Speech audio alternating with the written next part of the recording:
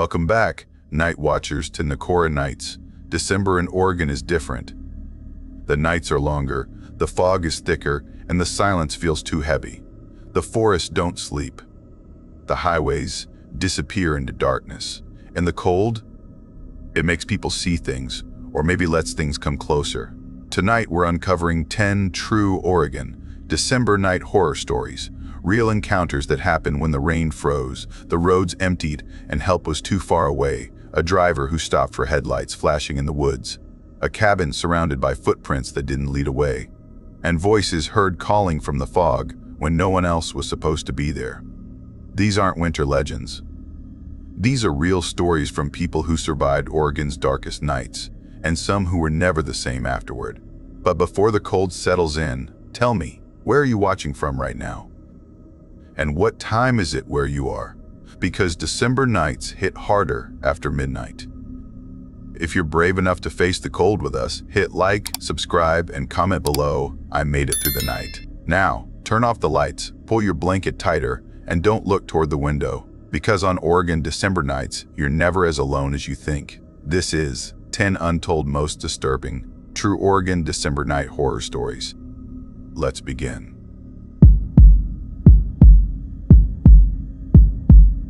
I never thought winter could turn into something that follows me for the rest of my life, but that was before the December night in Portland, when everything broke inside me.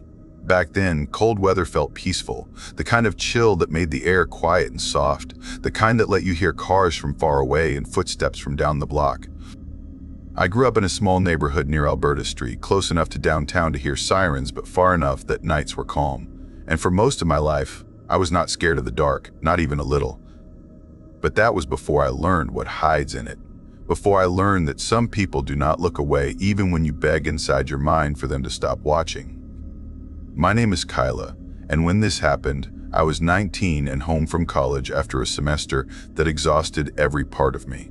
My roommate moved out without warning, my ex spread lies about me, and I began having these panic spikes that felt like my body was falling even when I stood still. I did not tell anyone at first, but my best friend, Maren, could always see through me. We had been close since middle school, a friendship that survived fights, weird phases, bad crushes, everything. Her house was always the hangout spot because her parents were chill about noise, food, music, all of it. If I had known what would happen there that winter, I never would have stepped into her backyard again. That winter hit early in Oregon, the kind where rain became ice on the sidewalks and wind hit your face like tiny needles. The sky stayed gray for days, and the cold wrapped around everything. When I got home from school, I felt off, like something heavy sat in my chest that I couldn't shake off. One afternoon, when I looked like I barely slept, Maren invited me over. "You need a break," she said. "We can sit in the hot tub and chill." I thought that sounded perfect. Warm water and cold air. I should have said no. Her house sat on a hill that overlooked a line of old backyards, all separated by wooden fences that leaned different ways from years of rain. At night, you could hear trains echo from the industrial blocks on the other side of the hill. It smelled like wet bark and chimney smoke, the kind of winter smell that usually made me feel safe. Her backyard looked normal enough, a deck with chairs, the hot tub, some holiday lights she never took down. The only weird thing was the house behind hers. The old woman who lived there passed away the year before, and no one had moved in yet. The house sat empty, dark, and silent, except when rain tapped the windows. We spent the early evening inside, playing old songs and laughing at how cringe we were back in middle school. We drank instant cocoa even though we were about to sit in boiling water. Her mom yelled down the stairs, telling us not to stay in too long because it could fry our brains. We shouted back that our brains were already fried. For a moment, everything felt normal. Just two friends being idiots, and I almost forgot how off I felt inside. Around 10, we put on robes and stepped into the freezing night. The deck groaned under our feet. Snowflakes drifted slow in the porch light, even though it had barely snowed all week. "This is brutal," Maren said, hugging herself. "That is the point," I joked. "Contrast therapy, science stuff." She rolled her eyes and we slipped into the hot tub, sinking under the heat. The steam glowed under the lights, and for the first time in weeks, my chest felt loose. After a while, around 10:45 p.m., she said she needed to pee and asked if I would be fine alone. Yeah, I said, go ahead. When the door slid shut behind her, silence wrapped around me. Winter silence is different, like the world is holding its breath. I laid my head back, letting snow land on my face, and for a moment everything felt still, calm. Then I heard a rustle behind me. I froze. It was small at first, like something brushing against the wooden fence. Maybe an animal, I whispered inside my head, but animals did not like this cold. Not even raccoons were out tonight. I tried to push away the uneasy feeling and dunked my head under the water. When I came back up, the cold air bit my skin so hard it stung. Then I heard it again. A crunch, light but sharp. I turned my head slightly. The fence behind me looked normal. Snow dusted the top. The empty house beyond it was still. I swallowed hard, but my heart was already climbing my throat. I stood up fast, splashing water everywhere, and hurried across the deck.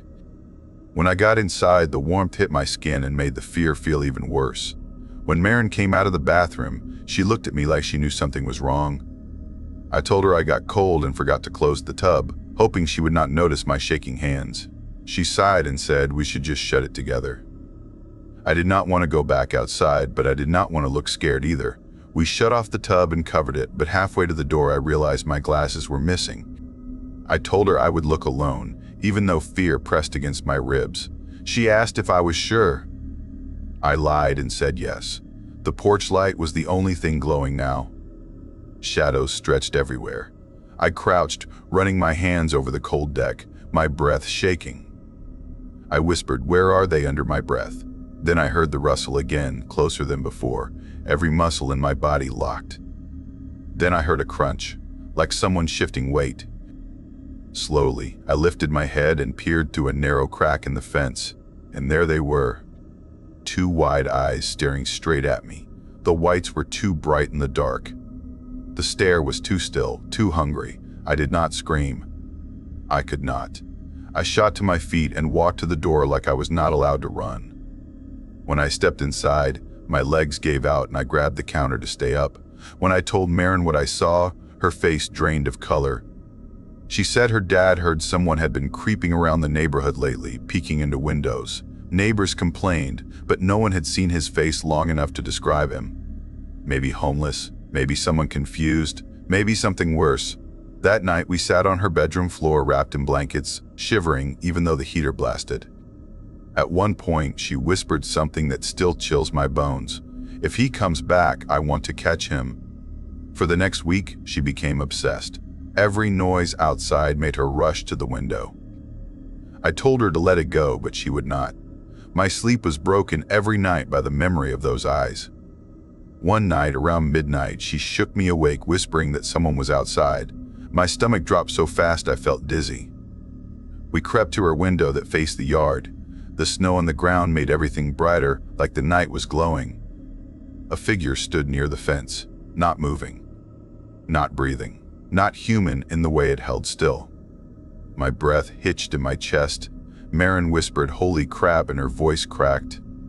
The figure stepped toward the deck, slow, sure, knowing. I stepped back, my mind screaming to hide.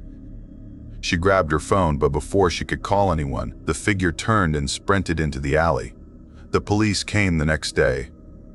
They checked prints, looked at the fence, and said people around the neighborhood had similar problems all winter. Someone creeping through yards, someone watching windows, someone following people at night. They did not know why. They said he had not hurt anyone. Not yet. That did not comfort me. Soon more stories came.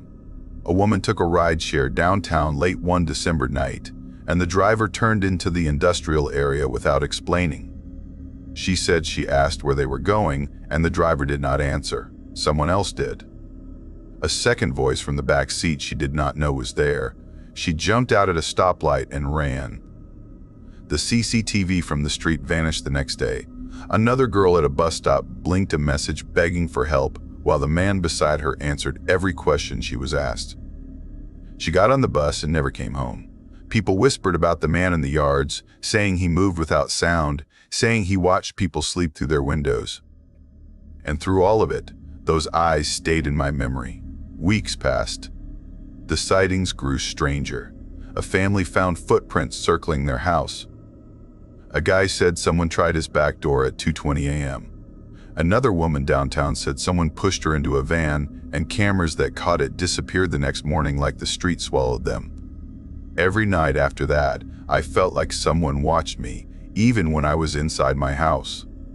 Even when the curtains were shut. Even when I slept beside my parents' room. The fear became a shadow everywhere I went. Then one night, everything snapped.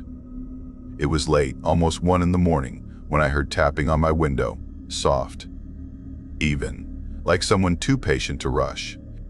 I sat up slow, every nerve in my body screaming. The tapping got faster. I reached for my phone, but my hands shook too hard. Then the tapping stopped. I thought maybe I imagined all of it, maybe my brain finally broke, but then I heard breathing outside the glass, slow, wet, hungry. I forced myself to look. The curtains moved, but there was no wind. Someone was pushing them with a finger. Then a voice whispered my name. Not loud, not rushed, just a soft dragging sound. Kyla. My lungs froze. My bones felt like ice. I did not move, did not breathe. Then the voice said, I found you. I bolted to the door, but my room felt too small, like the walls closed in. My hand slipped on the lock. The whisper came again, closer, too close. Let me see you. I screamed for my parents, and when they rushed in, no one was there. The window was shut.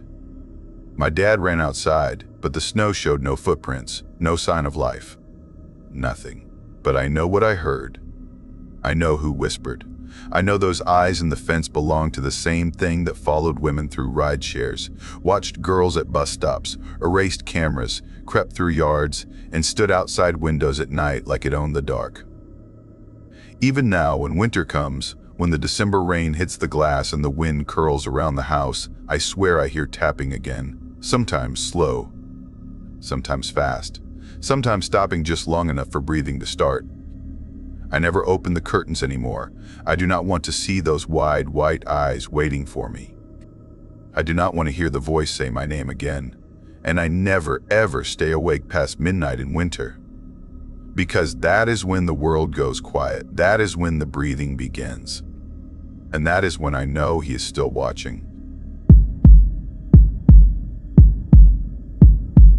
I always thought winter loved me back. I really did, and maybe that is why I never saw the danger hiding under all that quiet cold. I grew up far from snow, so when I moved to Salem, Oregon, years before everything went wrong, winter felt like a dream, clean and soft, a world that made the past feel far away. Back then I worked nights as a motel clerk, and my husband worked long shifts at a repair shop, and our life felt slow and simple, the kind of simple that makes you think nothing bad can ever reach you. But the year my father died, something inside me cracked, and walking outside in the cold became the only thing that made me feel real. My name is Mara, and I was 29 when this happened, and I swear I am not the same person anymore. We lived in a small neighborhood on the edge of the city, the kind where every house looked like the next one. Tall fences, quiet streets, old couples who waved slow and soft like they had all the time in the world. On our right lived Thomas and Marlene, retired librarians who baked blueberry bread when it snowed, and on our left lived Will and Norma, a silent pair who never came outside unless it was to check their mailbox. No children on the street, no loud music, no wild nights, just the kind of place people call safe without thinking. That winter night felt warm for December, the kind of warm where the snow sinks when you step on it and icicles drip steady like tiny clocks. Our dog Bruno kept whining at the back door, scratching at the bottom with his nails like he heard something out there. I slipped on my boots and scarf and stepped outside with him. The air smelled sweet, a smell that always showed up right before another cold front rolled in. Snow covered the yard and uneven hills, and when I walked, it sounded soft like someone breathing under a blanket. Bruno jumped around in the snow, tail swishing, and I stood in the middle of the yard, hands jammed in my pockets, watching him. That was when I heard it, a soft flump to my left. I looked down. A snowball sat half sunk in the snow. I blinked slow, then laughed under my breath. Who was messing with me? The fences were tall, almost 7 feet, made of faded gray boards with no cracks, the kind you can't peek through. Every yard around us had the same fences, a whole block of private boxes pressed together. It made no sense that someone was throwing snowballs. Maybe kids cut through the street again. Maybe someone wandered where they shouldn't. Then another flump landed closer to me, and before I even turned my head, a third one flew over the fence and hit me in the side. "Hey, what is your problem?" I shouted, my voice hitting the houses and bouncing back at me like an echo I didn't like. I stepped toward the right fence, toward Thomas and Marlene's yard, even though I knew they weren't throwing anything. They knitted scarves for fun. They never even raised their voices. "Hello," I called out, "please stop messing around." No answer, just a slow crunch in the snow on the other side of the fence, someone shifting their weight. Someone waiting. A small, cold feeling pressed on my stomach. I grabbed Bruno and went back inside. Later that night, around 7:45 p.m., I took Bruno out again. The yard was dark except for the motion light above our back door. Snow sparkled pale and still, the air sharp in the back of my throat. I bent down to pick up after Bruno when another snowball dropped by my boot. Then another one flew fast, hitting the snow inches from my foot. Then a third one hit harder, spraying cold powder up my legs. "Stop it," I yelled. I said, "Stop, I am not kidding." Silence. But not the kind of silence winter usually has. This silence felt full, like someone was standing there breathing slow and heavy through their nose. The breathing came from the fence beside me. My skin tightened. I grabbed Bruno and ran inside. I told my husband what happened, and he said I should talk to the neighbors, because the snowballs always came from that direction. I didn't want to look scared, so I went next door. My boots left wet prints on their porch. When Marlene opened the door, her warm smile dropped fast when she saw my face. "Something weird is going on," I said, breath shaking a little. I told her everything, and her frown deepened. She called for her husband, and when he came, she repeated my story. He blinked slow behind his glasses. "Snowballs from our yard," he said. "No, that is not us." We stepped outside together. Their porch light cast a soft yellow circle on the snow, but the rest of the yard looked dark and empty. Then we saw it. Footprints, dozens of them, pressed deep into the snow, leading back and forth around the shed, circling like someone had been pacing for hours. "Why would anyone be in our yard?" Marlene whispered, voice shaking. We followed the prints to the shed, a faded green wooden thing with a rusty handle. They barely used it anymore. The door stood slightly open. "More prints here," Thomas said softly. "They go right up to the door." Before I could step back, the door burst open. A man shot out of the shed so fast the snow flew around him. I stumbled backward, slipping on the packed snow. Marlene gasped, and Thomas yelled something sharp and afraid. The man didn't look at us. His beard was wild, his clothes filthy, like he had been sleeping outside for days. His eyes were wide and empty. He ran straight toward the fence and leapt, pulling himself over in one fast movement. Then he was gone. My heartbeat slammed in my ears, so hard I felt dizzy. Marlene grabbed Thomas's arm, shaking. "He was in our shed all day," she whispered. "He was the one throwing snowballs," I said, voice thin. "Why would he do that?" she asked. No one answered. Thomas called the police. They came, walked around, took notes, followed the footprints to another yard, then another, until they vanished across a frozen alley. The officers said he might be a homeless man moving through the neighborhood, but the part that still chokes me is what the officer said next. He said the footprints by the fence were pressed deep, like he had been standing there a long time, watching our yards, watching us. I didn't sleep that night. And that was only the beginning. That same week at the motel where I worked night shifts, strange things started happening. I was used to weird people, used to drunk guests, used to long, quiet hours where I cleaned rooms and watched the cameras. But this was different. One night around 1:30 a.m., while I mopped the hallway near the old government office that the motel had bought years earlier, I heard knocking from inside it. Slow taps. Then a harder knock. Then someone dragging their fingers across the door. The office was locked. No one had a key but the owner. No one should be inside. Yet the knocking stopped only when I whispered hello, and the silence afterward felt alive. The next morning, a woman from room 6 stepped out like always, but every day she had new bruises. Her arms, her neck, her shoulders. She never spoke. She never looked at me. She just walked out into the cold barefoot like she couldn't feel anything. And then one night, police officers came in with a barefoot woman they found walking in the snow. She wouldn't say her name, wouldn't talk, wouldn't even blink fast. She just stared at the walls like someone was behind them breathing. All of it felt connected, even though I couldn't explain how. It felt like the winter itself was watching, like the cold wasn't just weather but a person leaning close, waiting for me to notice it. Then things grew worse at home. Every time I let Bruno out, I felt eyes on me. Snowballs didn't fly anymore, but the feeling of someone standing just out of sight clung to the dark like fog. One night I saw footprints behind our fence that led nowhere, prints that stopped suddenly as if someone stepped into the air. Another night, when I came home from work around 2:15 a.m., I saw someone standing at the end of our street, barefoot, wearing thin clothes, not moving, not breathing the way people do when they're cold. The next morning, I found snow packed under our back door, shaped like a hand pressed against it.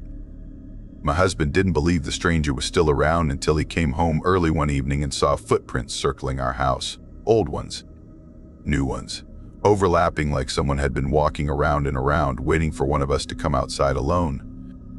I tried to tell myself it was just fear, just grief, just the dark playing tricks. But then something happened I still can't explain without shaking.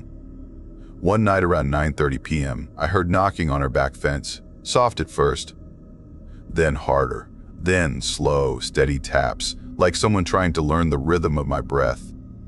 I took Bruno outside, trying to be brave, and when I stepped into the yard, the knocking stopped. The air felt too still, like the world was holding its breath. Then a snowball dropped at my feet, just one. Fresh, tight, cold. I whispered, "Please stop, please go away." A soft crunch came from the fence, then breathing. Slow, deep breathing, like someone was inches away. I backed toward the door, pulling Bruno with me. Before I stepped inside, I heard a whisper on the other side of the fence, a voice rough and broken. Not done yet. That voice followed me into my dreams. It followed me to work. It followed me on every night walk through Salem's frozen streets. The barefoot woman the police found started showing up at the motel, just standing across the road staring at me until the owner made me stay inside. The woman with the bruises stopped checking out every morning. When I knocked on her door, she didn't answer. When the owner unlocked the room, it was empty. Bed cold, window cracked open, snow on the floor, no footprints leading away. Some nights I heard the knocking in the government office again, but when I pressed my ear to the door, the knocking moved to the wall beside me, like someone sliding along the inside, following me. Every part of my life became a warning, but I didn't understand what it meant until the last night it snowed. It happened at 11:23 p.m. I heard Bruno growl, low and scared. I looked out the window and saw a shape standing in Thomas and Marlene's yard, tall, still, facing our house.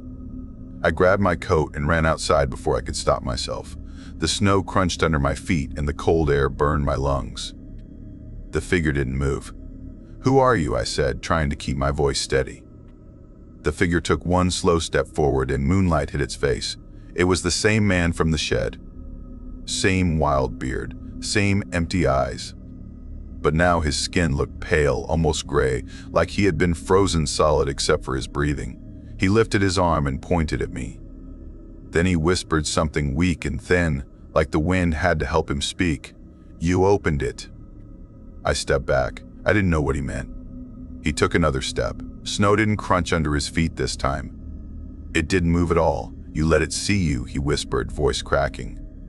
I turned to run, but snowballs started hitting the ground around me, one by one. Fast and hard, dozens of them, falling from nowhere, falling like they were being thrown from the sky. I reached the door, yanked it open, and pulled Bruno inside. The snowballs stopped. The man was gone. But on the fence, Pressed into the snow coating the wood, I saw marks. Deep marks. 5 long finger shapes dragged downward like something had been trying to climb over. Something bigger than a person. Something watching. I never slept again until winter ended. And now, every year when December comes, Salem feels too quiet, too cold, too awake. I walk fast. I don't look at fences. I don't open sheds. I don't let Bruno outside alone. Because I know he is still out there, the man who said I opened something. And whatever he meant, whatever followed him, whatever watched me through the winter, I feel it every time snow touches the ground. A season full of shadows. A season full of eyes. A season that always waits for me.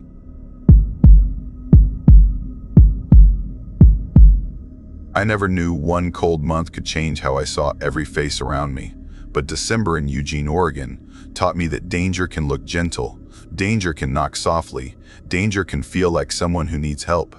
Even today, when clouds look heavy and the air smells like snow, my chest tightens because I remember what happened, and it hits me again how easy it is to welcome fear without even knowing. I grew up in a small farming town 2 hours from here, a place where people waved at everyone like they were cousins, even when they barely knew their names. My mom always said to help others when you can, never turn away someone shivering on your porch. She believed kindness could fix anything, and maybe I believed that too for too long. I moved to Eugene for school, then stayed after graduating because I liked the quiet parts of town. I ended up buying a small one-story house near the edge of a street lined with old pine trees. It was not fancy, but it was cheap enough for my job at a bike repair shop, and the neighbors hardly made noise. It felt safe, at least until that December night. I was off work because a storm had rolled in fast, covering every road in ice and bending tree branches with the weight of snow. The wind felt like it was slapping the city again and again, trying to scrub the paint off houses. By late evening, around what must have been 7-something p.m., I realized I had made the dumb mistake of having no food left, no snacks, not even bread. I also had no hot chocolate left, which honestly hurt my feelings more than anything. My car was buried under a layer of white, the kind that looked soft until you touched it and felt the ice under it, so I chose to walk to the corner shop. It was only a short walk, and I figured the cold air would wake me up. When I came back home, snow clung to my hair and jacket, and my fingers stung even inside my gloves. I stepped inside and kicked off the snow from my boots, feeling grateful for the warm air wrapping around me. I shut the door behind me because the wind wanted to push itself inside, and as I turned the lock, I heard knocking. Not loud, not fast. Just 3 soft taps, spaced apart, like someone who was too tired to hit harder. I froze. My street was the kind where people minded their own business, but no one knocked at night unless something serious happened. I hesitated, then cracked the door just enough to see outside. A man stood there shaking like he had been left in a freezer. His face was red from cold, his eyebrows crusted with white flakes, his clothes soaked. He did not look like someone who lived outside. His coat was decent, boots too. He looked like a normal guy who just had a terrible night. He said he needed warmth, just a few minutes inside the doorway, not even in the house. His voice shook so much, I could barely understand his words. He looked like he was going to fall over. Maybe I was foolish, or maybe I was too much like my mom, but I stepped aside. I told him to stay by the door and try not to drip everywhere. He nodded fast, rubbing his hands together, trying to get feeling back. At first, he seemed nervous, embarrassed to even be there. He kept blowing warm air into his hands, staring at the floor. I tried making a little small talk, asking about the storm, and he just nodded. When I asked if someone was coming for him, he said his ride was only minutes away. That made me relax a bit. Minutes was nothing. I could handle minutes. But after a while, the room started feeling wrong. He stopped shaking even though he was soaked. His breathing got steady.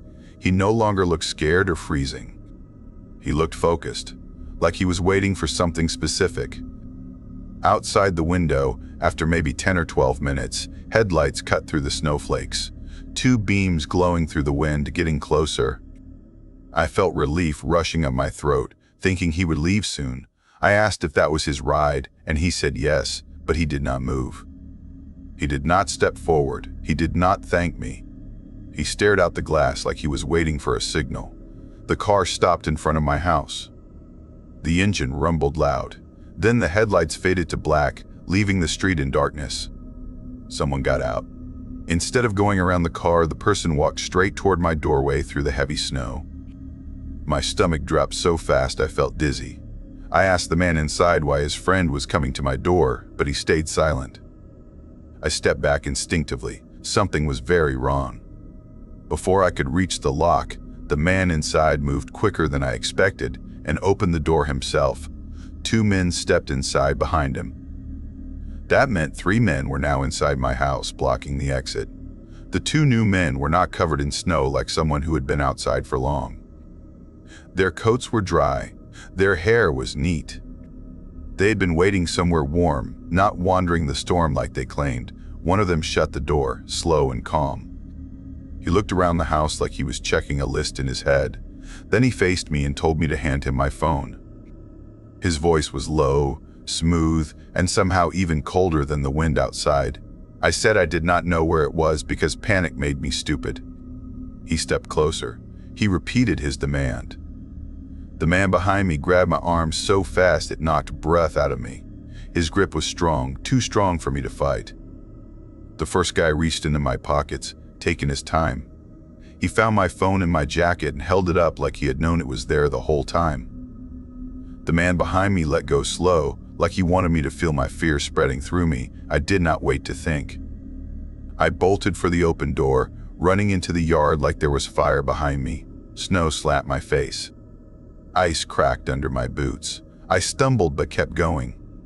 The wind howled so loud I could not hear them behind me, but when I turned once, just once, I saw them closing the door, locking it. Staying inside my house, I ran to my neighbor's place, a man named Mr. Hanley, an older guy who stayed awake late because he barely slept. I banged on his door over and over, shaking so hard my teeth felt loose. He let me inside, confused and scared, and locked his door. I told him to call the police. I could barely breathe. The police arrived maybe 15 minutes later, but by then the men were gone. The car was gone. Snow covered their tracks fast. Inside my house, drawers were open. My TV was missing. My laptop too. Some personal things were gone, things that felt small but mattered to me. But the house was not broken or smashed. They moved quick and clean, like they had done this before. I gave them descriptions. The first man had a thin scar above his left eye and a jaw that twitched every few seconds, like a tiny shiver. The tall man had a deep voice and a shaved head. The last one walked with a limp on his right side, not big but noticeable when he stepped on uneven ground. Whether they were ever found, I never heard. Most people told me it was not my fault, that anyone would have helped someone who looked like they were freezing. But deep down, I know I opened the door too wide. I let trouble walk in because I could not say no. I still hear that soft knocking in my dreams sometimes, and it feels like they are asking to come back inside. But the worst part of this story did not happen that night. It happened later. A week after the break-in, a student at the university vanished after a campus party. Her phone was found in a parking lot near the bus stop, screen cracked, battery dead. Her face was on every bulletin board around town. The police posted warnings telling everyone to walk in groups, not accept late rides. Rumors spread fast. Some students said they saw a man with a limp watching people leave the party. Some said a dark car kept circling the lot. Then police searched an old basement under one of the older buildings near campus after a janitor smelled something strange. They found chains on the wall. Rusted restraints. Things no one should ever find under a school. No one said it out loud, but everyone felt the same sick thought. Maybe she had been taken. Maybe she never had a chance. A few days later, something else happened. I was walking back from work early because the snow had returned, soft but steady. I cut through a side street near the university to avoid traffic. A car slowed beside me. The driver leaned out, smiling too big, asking if I needed a lift since the roads were getting slick. I said no, but he insisted. He said he knew a faster path that avoided the main roads, a darker one behind the old buildings. My stomach twisted. His smile did not move his eyes. His voice was too smooth, too quiet, and his right leg barely moved when he rested it near the pedal. The limp. I walked away fast, pretending I did not see his hand grip the wheel harder. The car rolled forward slow, creeping behind me until I reached a crowded street, and then it sped off. Every night since, I checked the locks twice, then 3 times. I keep a flashlight by my bed. I keep all windows closed tight even when the house gets too warm. And still, when the wind drags its fingers across the siding and snow piles against the door, I swear I hear it again. 3 soft knocks. The same rhythm, as if someone is standing out there, waiting for me to feel sorry again, waiting for me to believe they need help. I hope I never make that mistake again, because I know now how easy it is for danger to look human, how easy it is for a friendly face to hide something hungry behind it. Sometimes, late at night, when the world goes still and the dark feels heavier than it should, I feel like those men are not finished with me. Like the story is not done, like I am still being watched by eyes that never blink. And every time snowflakes drift past the window and the hour feels too quiet, I remember that night I let someone step across the threshold. I remember the cold air behind him. I remember how darkness followed, and I keep listening, afraid the knocking will return.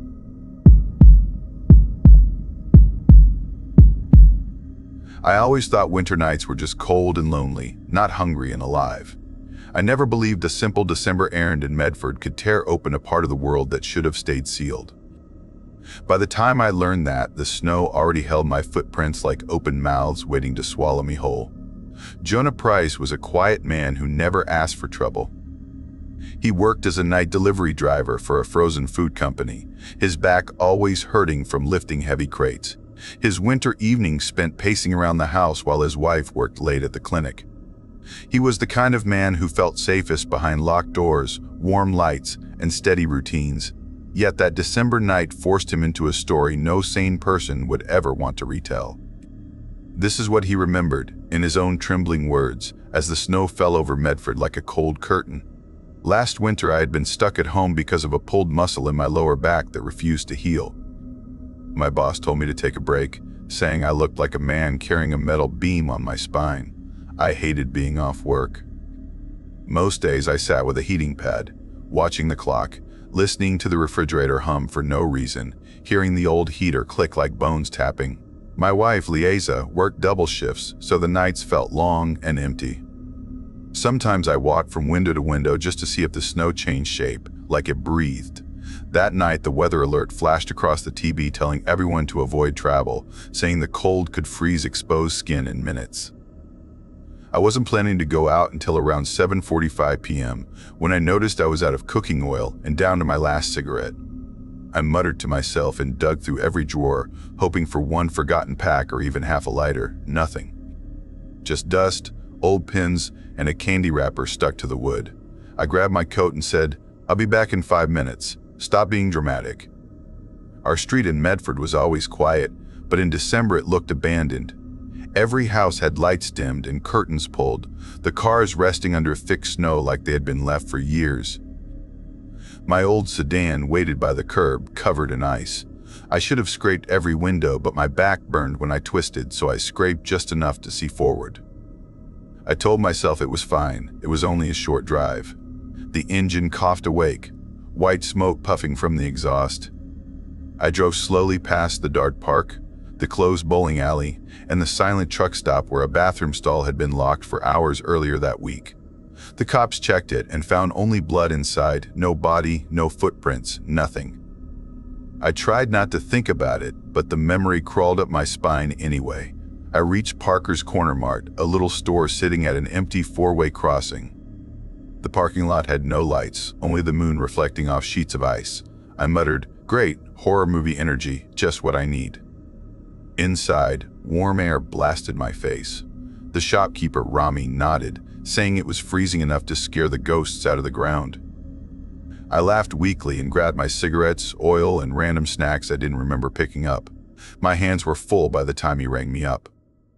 He pushed the door open with his elbow and said, "I usually walk people to their cars at night, but I got a cash count going. Be safe out there, brother." I said I'd be fine. I wish I had begged him to come with me. The cold slapped me when I stepped out. My car sat in the far corner like it was hiding. I pressed the unlock button so I wouldn't fumble with the bags.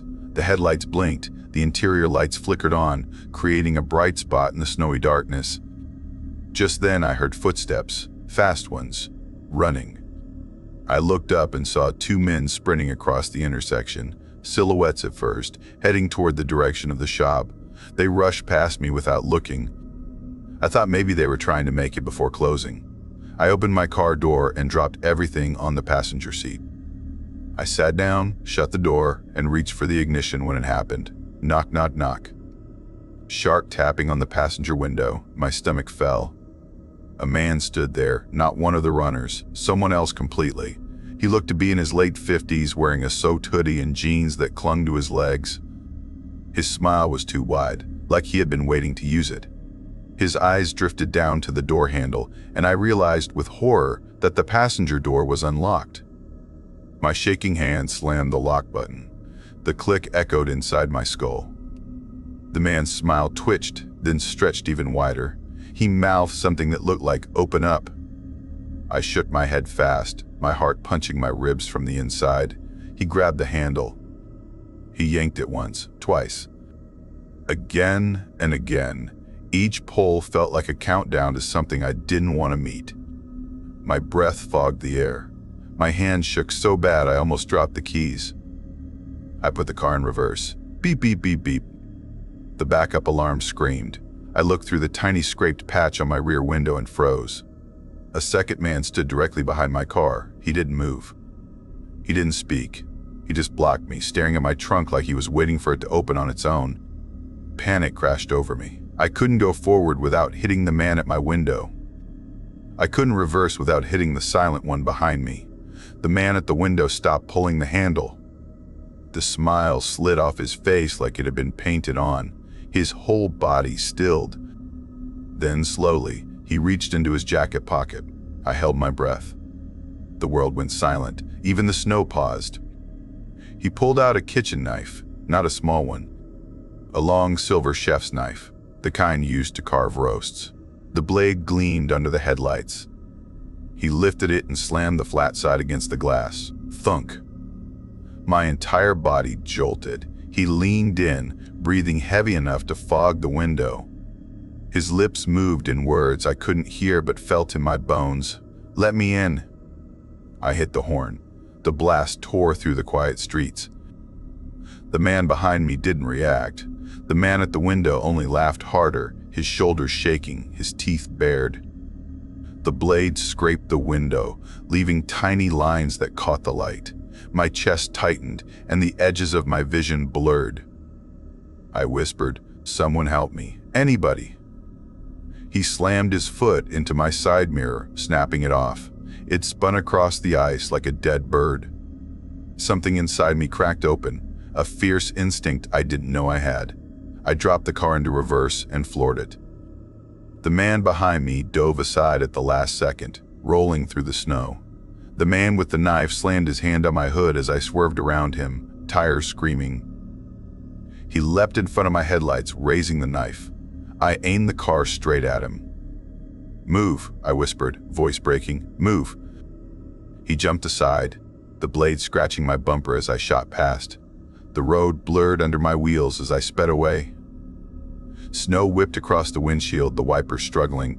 My breath fogged the glass. My fingers locked around the steering wheel. Every shadow looked like someone running after me. I didn't drive home. I parked 2 streets away, heart pounding. When I stepped out, something felt wrong, like the air itself was holding its breath. I crouched by the front tire and felt my heart drop. It was slashed, completely shredded. He must have done it before I got into the car, meaning if I had been seconds slower reversing, the tire would have blown on the road, stranding me in the dark where they could reach me. I walked home fast, slipping on the ice, looking over my shoulder every few steps. When I got inside, I locked the doors twice and closed every curtain. I sat on the living room floor with my back against the wall until Lieza came home at 3 a.m., asking why I looked pale as snow. I never told her. I stopped going to Parker's Corner Mart after dark. I never unlocked my car from a distance again. I never trusted quiet streets. That winter, strange things kept happening around Medford. A truck stop bathroom stall stayed locked for hours with only blood inside. A night worker at the lumber yard said she noticed the same gray van following her every shift. People at a cheap motel swore they heard crying coming from the basement each night, even though the building didn't have a basement at all. But the police never caught the two men from the crossroads. And some nights, when the snow falls the same way and my headlights cut through the dark edges of the street, I swear I still see that grin on the window and the knife waiting for someone slower than me.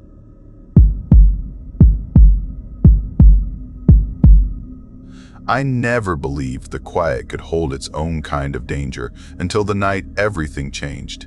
It felt like the kind of night that waits for you to slip, the kind that follows you long after it ends, the kind that breathes beside you when the lights go out.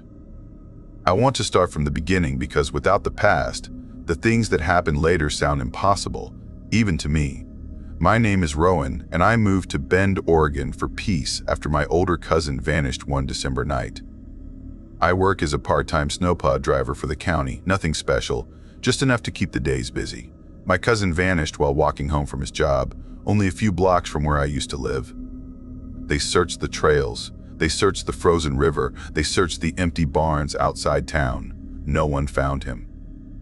Every winter since then felt heavier, like the snow pushed down on my chest a little more. I thought moving to Bend would help me forget, or at least hide from the memories long enough to breathe again. The house I found sat on the edge of a wide clearing with tall pines on three sides and a long road that curled into the hills. At night, the wind ran across the open land like something alive, and the snow glowed pale under the moon. I told myself it was peaceful, even when I felt the quiet pressing in on me. Maybe I just wanted a place where nothing bad could follow me, but deep down I knew the silence had cracks too. The winter storm came early that year. I remember the night everything started because the cold felt wrong, sharper than it should have been, like something in the air was holding its breath. It was December 8th around 10:43 p.m., and I was sitting in the small living room watching an old basketball game on my laptop. My dog Kipper was curled beside the couch, asleep and warm, the way he always was when the fire burned slow. Outside, the storm threw sheets of snow across the yard. I could hear it tapping the windows in steady rhythms, soft and strange. I was tired, drifting in and out of the game, when something made me look toward the big window facing the tree line. I did not know why I looked, maybe a flicker in my side vision, maybe just instinct, but when my eyes landed on the yard, I forgot how to breathe. There was someone standing near the tree line, a dark shape at first, then clearer when my eyes adjusted. A tall figure wearing a bright red shirt, short sleeves, loose, thin, the kind of shirt someone would wear in the middle of summer, not in a freezing storm. They stood still, facing the house, facing me. I leaned forward and blinked, thinking maybe I imagined it, but the figure did not move, not an inch. I felt the cold inside the room somehow, like the storm crawled through the walls. People do not wander this far out in the dark, and no one stands in a blizzard wearing a red summer shirt. Something about the way the person stood made the back of my neck tighten. They were too straight, too steady, like they did not feel the wind at all. I stood and walked closer to the window, blocking the lamp's reflection with my hands. The figure was staring at me, and I knew it. Even from far away, I felt their eyes locked on mine. I whispered softly under my breath without meaning to, wondering who would be out there, wondering if they could even hear themselves think in that cold. I opened the back door just an inch. The wind exploded in my face, freezing and sharp, but the figure by the trees did not flinch. I called out gently, asking if they needed help, asking if they were hurt, asking if they were lost. They did not answer. Then they slowly turned, not toward the road, not toward the clearing, but slipping behind a pine tree. I waited for them to step out the other side, but they did not. The tree was not wide enough to hide someone completely, but somehow the darkness swallowed them. No footsteps, no crunch of snow, nothing. I shut the door and backed away, trying to tell myself it was someone drunk or confused, but no one drunk stands still in a storm that strong, and no one confused wears a shirt like that in below-zero wind. I sat back down, though I did not relax, and kept glancing at the window every few seconds. Kipper woke up and lifted his head, ears stiff, looking toward the same window, giving a low rumble in his throat. About half an hour passed, maybe more. Then I finally forced myself to get ready for bed. Before turning off the living room light, I walked to the window again. The yard was empty. I let out a slow breath I did not know I was holding. I walked toward the front door to lock it for the night, and that was when I froze again. Through the narrow window beside the door, I saw him in the front yard, the same person in the same red shirt. This time standing closer, only a few yards from the front steps. Snow swirled around him, sticking to his arms, but he did not brush it away. My stomach dropped so hard I felt weak. I stepped closer to the window, and the person stared straight at me, not blinking, not moving. I called out again in a shaky voice, asking what they wanted, asking why they were here. They did not answer. Instead, they started walking toward me. Slow steps crunching through the snow, steady, even, like the cold meant nothing, like the wind could not touch them. I stumbled back and closed the door fast, locking it, checking the bolt twice. Kipper barked, a deep sound he almost never made. I peeked through the window and saw the figure reach the porch. They stepped up one stair, then another, then reached the door and tried the handle. Not shaking it, not banging, just calmly testing it, a soft click, click, click, click. Something inside me felt like breaking. I whispered for them to go away, though I knew they could not hear me. They tried the handle again, then stopped. They turned slowly and walked away down the driveway, leaving quiet footprints in the snow until they reached the road and disappeared into the storm. I did not sleep. I sat in the living room with every light on, watching the windows until the sky turned pale. The next morning, the sheriff sent a deputy to check things out. He found footprints by the back pine tree, but he said something looked strange. The prints were not spaced like someone standing still, more like someone rocking in place for a long time. That detail made my skin crawl. He asked if I knew the person. I said no. He asked if they spoke. No. He asked if they seemed drunk. No. He left looking more confused than I was. A few days later, I drove up to a rented cabin in the woods to clear some limbs for a friend. A storm rolled in fast. Snow raked the sides of the cabin, and the wind pushed through every gap. As I stacked firewood inside, I heard knocking. Not on the door, not on the walls, but from under the cabin floor. Slow, hollow knocking, like knuckles against old wood. I stepped back, holding my breath, waiting for it to stop. It did not stop. It grew faster, then slower again, like something trapped was trying to tap out a message. I ran outside and circled the cabin with my flashlight, but the snow was coming down too fast. I could not see any tracks. That same week, I left my car at a trailhead after a short hike. When I returned, the snow around my car was smooth, except for one set of fresh footprints circling the entire vehicle. Not animal tracks. Not boot prints like mine, bare footprints. Bare feet in the snow, walking around my car again and again, leaving a perfect ring around it. I thought maybe it was someone messing around until I followed the prints away from the car. They went only 10 feet before stopping. Not fading, not covered by snow, just stopping like whoever made them disappeared. That same night, while driving home through the ski resort area, I heard two workers talking near the last lift. They said a tourist had taken the final ski lift up the mountain at sunset and never came back down. No one saw him get off. No one saw him fall. No one saw him anywhere. They searched all night and found nothing, not even a glove. I tried to ignore everything, telling myself these were all different things, different people, nothing to do with the red shirt in my yard. But deep down, something told me all of it was connected, like threads pulling tight around me. 1 week after the cabin incident, after the footprints, after the missing tourist, I saw something across the road from my house, a thin strip of red fabric sticking out from a snowdrift. My heart raced as I walked toward it. It was old, torn, stiff with dirt. Not the same bright shirt the man wore. something older, like it had been buried a long time. I dropped it fast and stepped back. That night, while I tried to sleep, I heard something move on the porch. Soft steps, slow breathing. I sat up in bed and held my breath. The sound moved toward the door. Then the handle clicked once, twice, 3 times, gentle and steady. Kipper growled low, staring at the door. I whispered, "No, no, no," under my breath, waiting for the sound to stop. But the last sound I heard before everything went quiet was a soft voice through the wood, so faint it barely reached me, steady and cold like the winter air. It said my name, and it said it like it had always known me.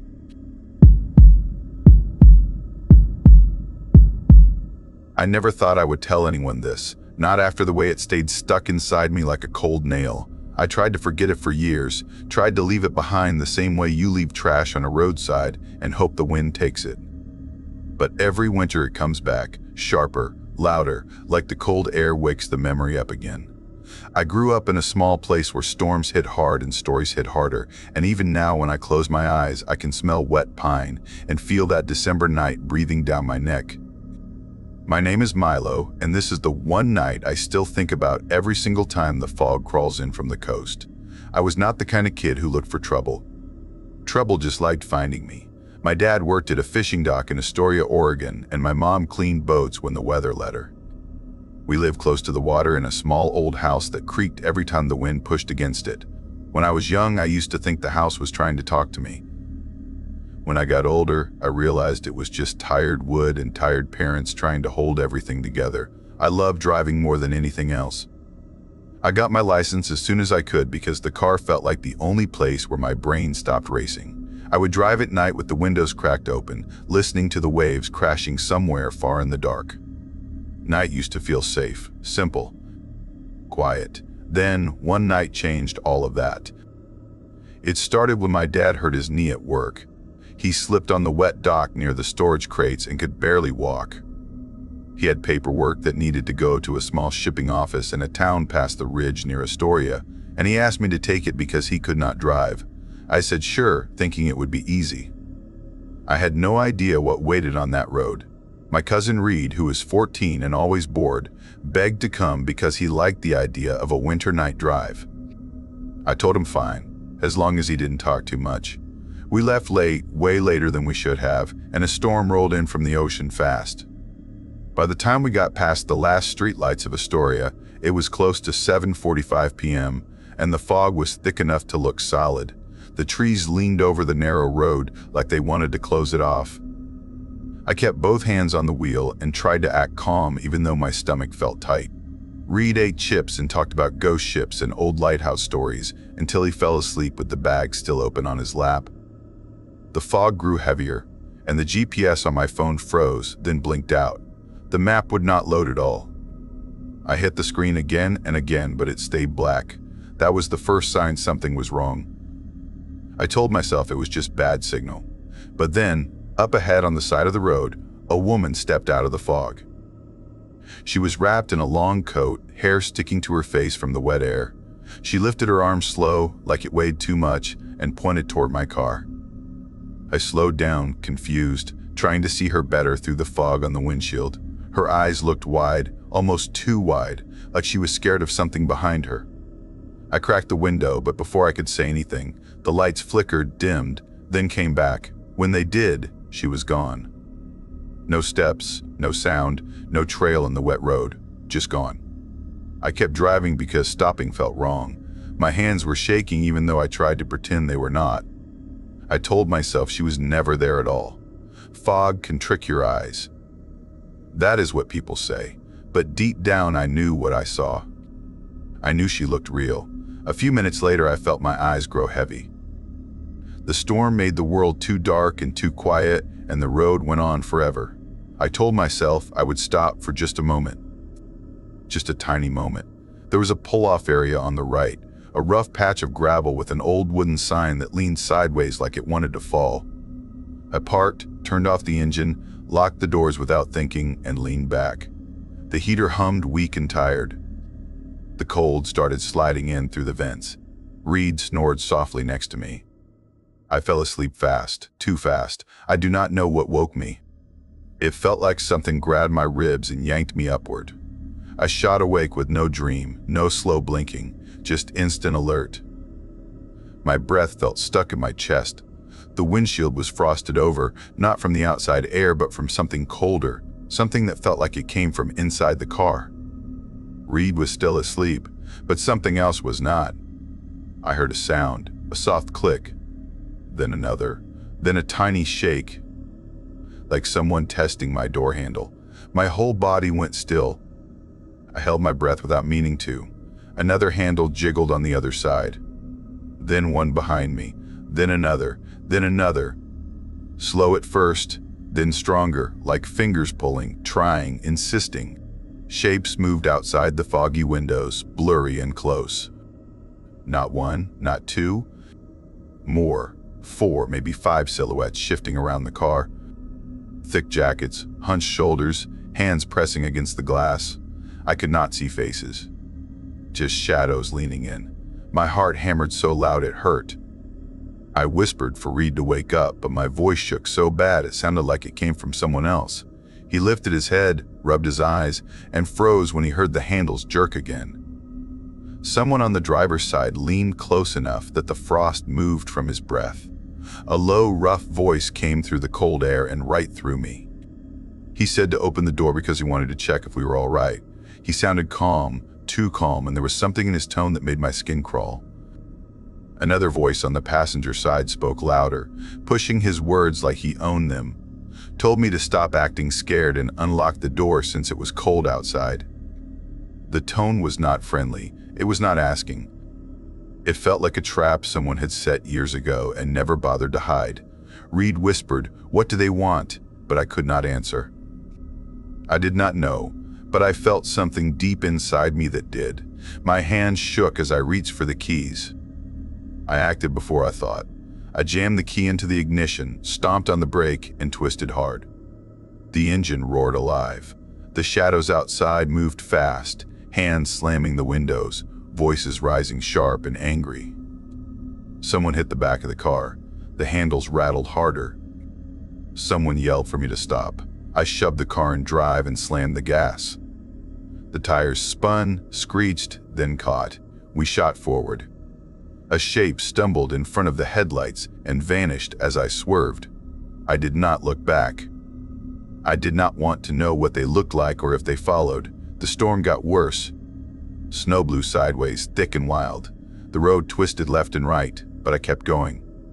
Reed cried quietly, asking if they were chasing us. I said nothing because I did not want to lie. I felt eyes on the back of my neck even though the mirrors showed only fog. After 20 minutes that felt like hours, lights appeared ahead. A gas station, small and old. I pulled in fast and parked under the bright lamps. Nothing followed. No shadows. No voices. Just the sound of snow landing on the hood. Inside the small shop, the clerk stared at us like he already knew.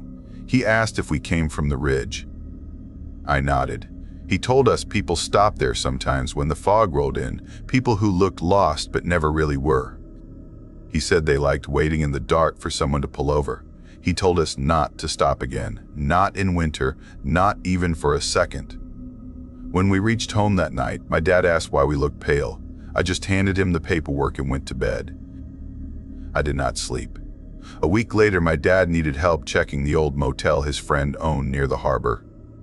The place was mostly empty that winter. The office smelled like dust and salt. The guest book sat open on the counter, pages yellow and soft from years of use. I flipped through it without thinking. My hand froze. The same name was signed on every page, every date, every night. The handwriting never changed. The ink never faded. The name felt familiar even though I did not know why. I turned another page. The same name again. The clerk said no guest ever stayed that long. He laughed like it was just a weird joke, but the air moved cold across the back of my neck like someone walked past me. Later that month, dock security cameras started glitching. A worker showed my dad a video from the night he fell. It showed a large steel container on the dock, shaking slow at first, then the door sliding open by itself. Something stepped out, but before the shape formed, the whole screen went black. The file corrupted right after. The dock workers did not talk about it again. One night when the fog rolled in again over Astoria, I woke up with the same feeling in my ribs, the same pull that shook me awake in the car. I checked the window. Down the street near the harbor line, a shape stood alone in the mist, facing our house. I blinked and it was gone. I told myself it was nothing, but I knew better. Every December I feel the same heavy cold slip under the door and settle inside the room, the same way the memory settled inside me. Every time I hear a click outside or see fog roll in fast, I think about that night on the ridge, about the woman who vanished, about the hands on the door handles, about the voices asking me to unlock the car. I think about the guest book with the same name on every page. I think about the dog video that ended before it began. And sometimes, when I drive near the coast at night, the GPS freezes again, the lights flicker again. And for a moment, just a small moment, I feel like all those shapes from the fog are still waiting on that cold gravel pull-off for the next person to stop. I do not stop anymore. I do not sleep in my car. I do not trust the quiet. Because now I know some people are not stranded. Some people are not lost. Some people wait, and they wait in places where the fog never lifts.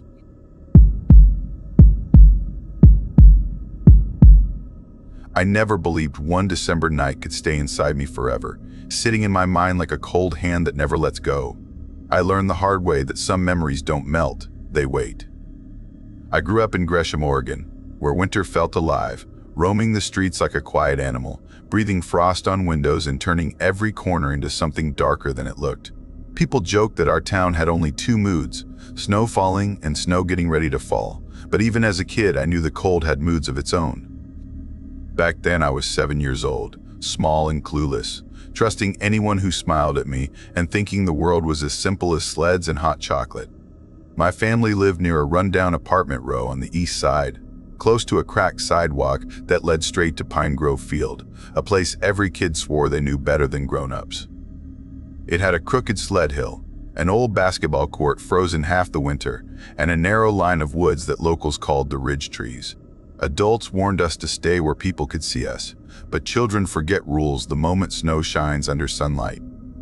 I had an older sister named Mara, 13 that winter, sarcastic and bossy, always pretending she wasn't scared of anything. She treated me like a little brother she never asked for but secretly watched over like a guard dog. She called me kid even though she knew my name, tapping my cap and telling me to keep up. That December hit harder than usual, with snow piled high against the brick walls, icicles dropping like sharp teeth from balconies, and the kind of cold that made every breath look like something escaping your chest. But we loved it, all of us, because winter made our worn-out neighborhood look almost magical. That night, the one I still dream about, started off perfect. Families were already out at Pine Grove Field, lights glowing through fog, kids dragging sleds across the frozen grass. Mara nudged my shoulder and said, "Race you," and I complained that she always won, and she laughed because she knew she would win again. We climbed the hill over and over until my legs felt numb and my fingers stiff inside my mittens, but I didn't care. I never cared when the snow glowed like that. Then everything got crowded. Too crowded. Kids bumped into each other and sleds crashed in messy lumps. A mom yelled, "Watch it," at a boy who almost knocked down her daughter, and Mara groaned and rubbed her forehead like adults did. She told me she needed a break and moved down the hill to dig out a water bottle from her bag. That moment, the exact beat when she turned away from me, is the one that split my life into before and after. Instead of waiting like she told me to, I wandered. My eyes scanned the top of the hill for a quiet spot, but every edge was full of shoving kids and sliding feet. Then I noticed a thin path near a sagging fence, just past a crooked pine tree. It led into the ridge trees, narrow and shadowy, untouched and empty, and in a 7-year-old mind, empty always meant better. I dragged my sled toward it without thinking. The noise faded behind me with every step until the world became soft and muffled, just a crunch of snow under my boots. I didn't think about how far I'd gone. I didn't think about the rule of staying in sight. I just thought the slide would be amazing. I sat on my sled and pushed off. It was fast. too fast. Trees blurred, shadows twisted, the cold stung my eyes, and I skidded to a stop at the bottom with my heart jumping like I'd swallowed it. I giggled. I really giggled. I climbed back up the tiny slope and tried again. The second time is the one that changed everything. When my sled jerked to a stop, I froze, breathing out clouds. I heard crunch, crunch, crunch from behind me. I twisted around expecting another kid, but no kid stood there. A man stepped out from between two black tree trunks like he had been waiting for me, hidden in the silence. His coat was long and dark, heavy like it belonged to someone who lived outside. His snow pants looked stiff and dirty, and his hat covered most of his face except his eyes, pale and cold like he didn't blink much. He didn't greet me, didn't smile, didn't ask where my family was. He just stared like he already knew something about me. I felt my knees shake. I opened my mouth to say hi, but nothing came out. Then he stepped forward and reached for the rope of my sled. He didn't ask. He didn't explain. He just grabbed it and began pulling it deeper into the trees with me sitting on it. My voice came out tiny. "Sir, I need to go back. My sister's waiting." He didn't react. Not a nod, not a sound, nothing. His boots crunched steadily like he practiced walking that exact way. The ridge trees grew thicker fast, blocking out the last bits of daylight.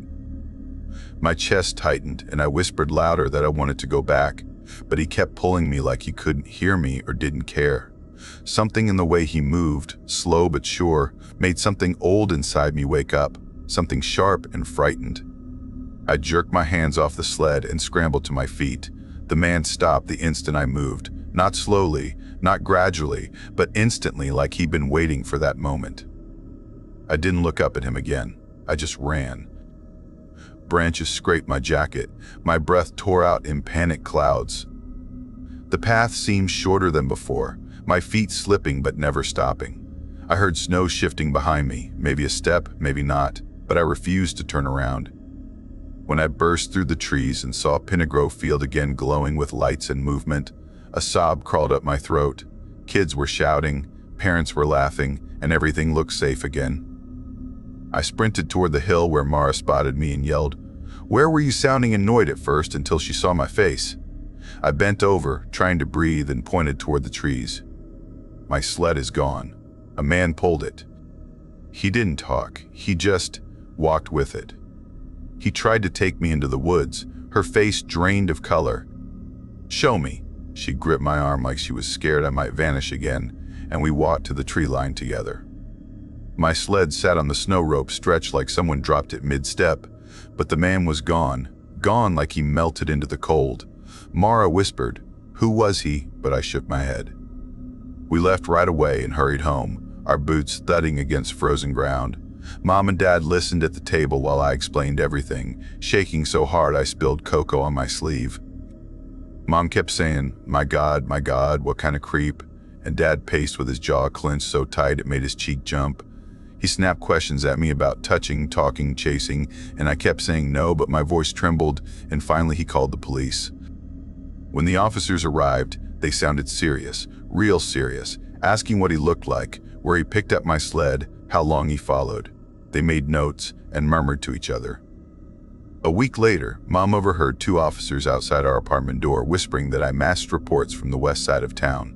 A man hiding around schools and fields. A man watching kids leave with different adults.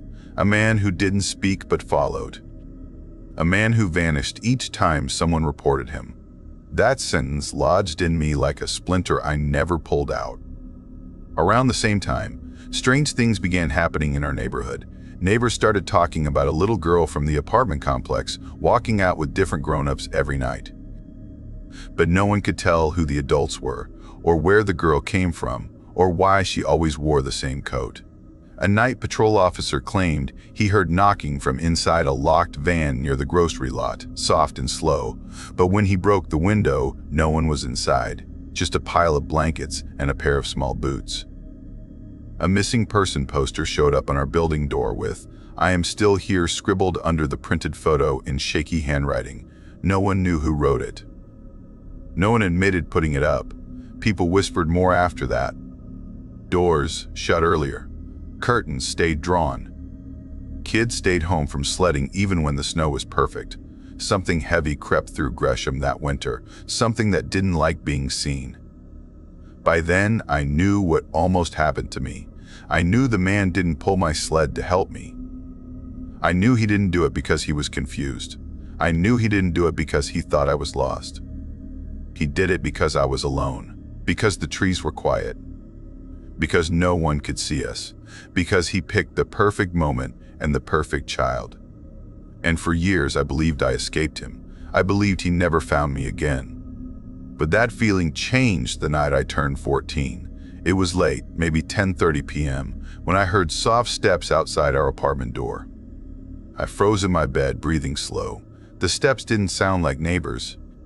They were slow, dragging, steady, like someone trying not to make noise. Then I heard a gentle knock, not on the door, but on my bedroom window, the one facing the alley.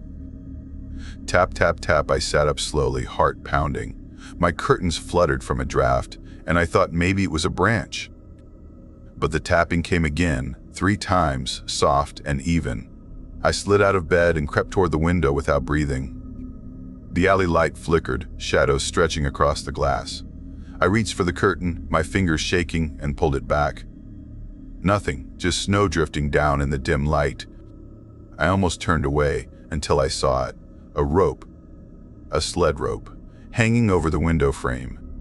Frozen stiff, covered in old snow. Tied in a knot I remembered. I stumbled back with a gasp, my throat closing. I blinked hard and looked again. The rope was gone. No prints in the snow, no marks on the glass. No sign anyone had been there. But the tapping started again, this time farther down the alley, soft and slow, like someone testing windows as he walked. Tap, tap, tap, tap. I never slept that night. As an adult now, I tell this story because the cold still follows me. Winter nights in Gresham still make my breath shake. Snow on tree branches still looks like hands reaching.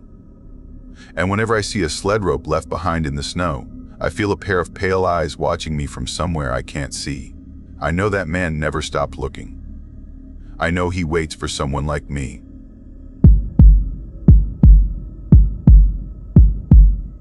I never thought a calm night could hold something waiting for me. I never thought stillness could hunt a person. But I learned that winter in Hillsboro, Oregon, the place where I grew up and the place that never felt like danger until that one cold night. I grew up in an old blue house on a road lined with tall pines that shook in December storms. My name is Mason, and I was never the brave type. I was the kind of kid who slept with a hallway light on, the kind of teen who ignored horror movies, the kind of man who thought danger lived far away from small towns like mine. I moved back after my dad died because someone had to take care of the house and someone had to pretend they could handle the silence inside it.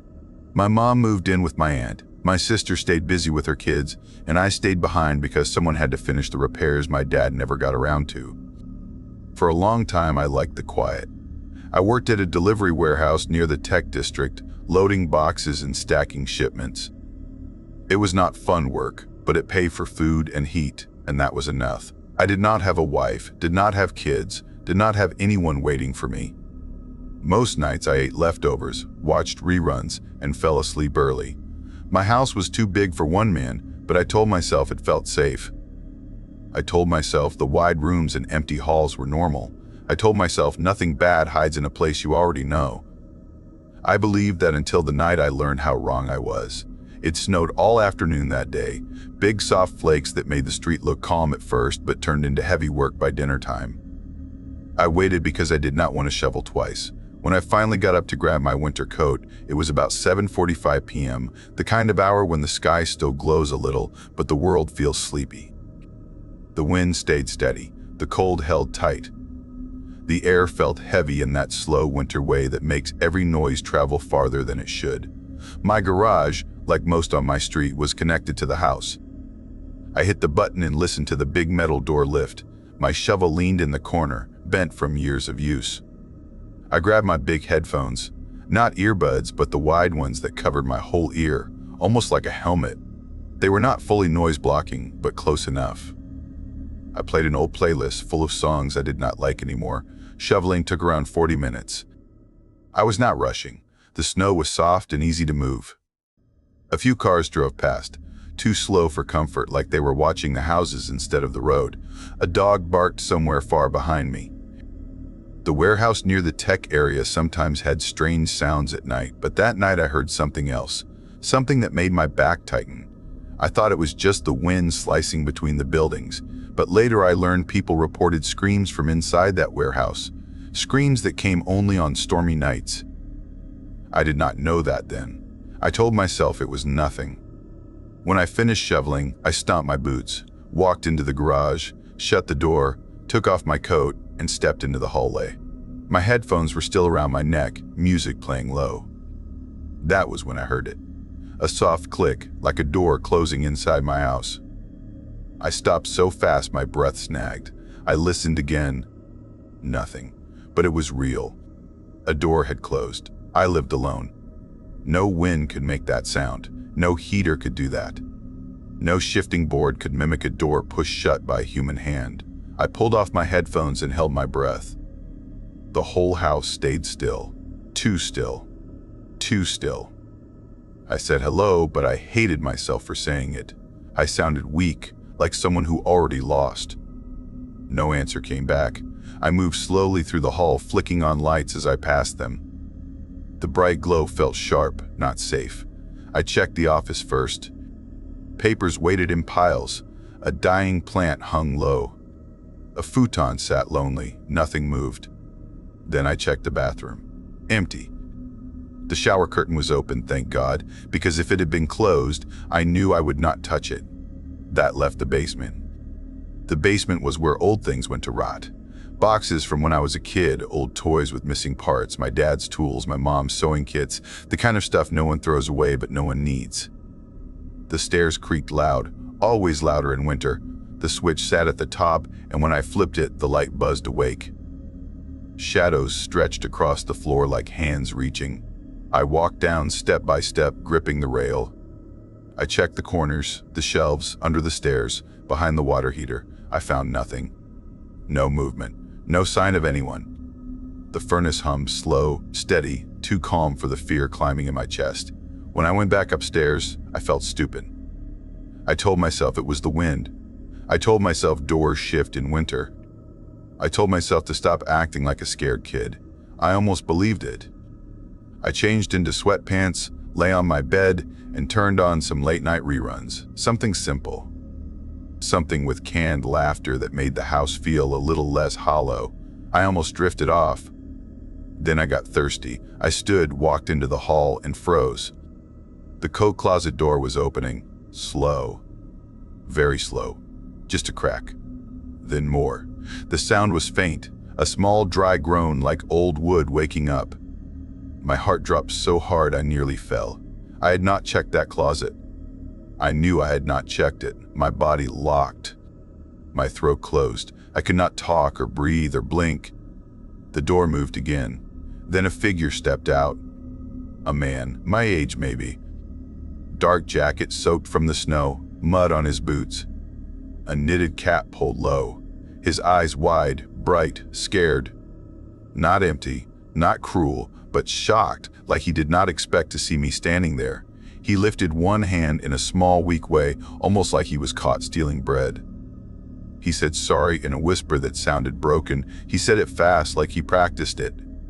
We stared at each other for what felt like a whole minute, though. I think it was 5 seconds. My heart hurt. My ears rang. I felt trapped inside my own skin. Then he ran. He darted past me, pushed open the front door, and bolted into the snow.